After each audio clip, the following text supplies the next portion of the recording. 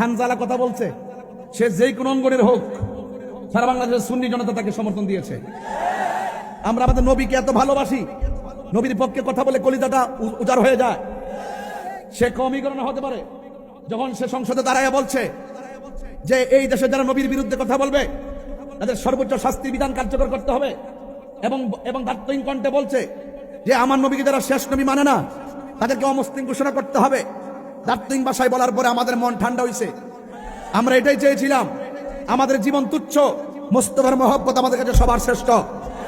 কিন্তু তার ডানে বামে সামনে পিছনে অনেক ইসলামী দলের লোকজন বসা ছিল, যারা ইসলাম কায়েম করতে চায়, যারা শরিয়া কায়েম করতে চায়, যারা তো টিকিট দিতে পুরো সব ব্যস্ত পাঠিয়ে দিছিল।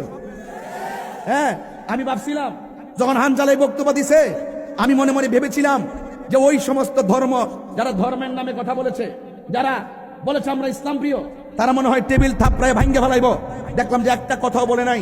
তার মানে বুঝতে হবে নবী বড় জিনিস না, নবীকে ইউজ করে, ইসলামকে ইউজ করে তারা এই দেশ এবং দেশের মানুষের বিপরীত অবস্থা নিতে চায়। আর নাইলে কথা বললেন না কেন? প্রতিবাদ করলেন না কেন? 2 মাস হয়ে যাওয়ার পরও এই পর্যন্ত আপনারা ইসলামী মূল্যবোধের আলোকে একটা কথা সংসদ উত্থাপন করলেন না কেন?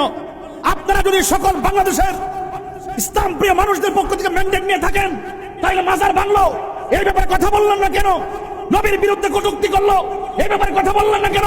রইসুদ্দিনকে হত্যা করলো, এই ব্যাপারে কথা বললেন না কেন? তার মানে বুঝতে হবে আপনাদের মুখে ইসলাম আছে, অন্তরে ইসলাম নাই।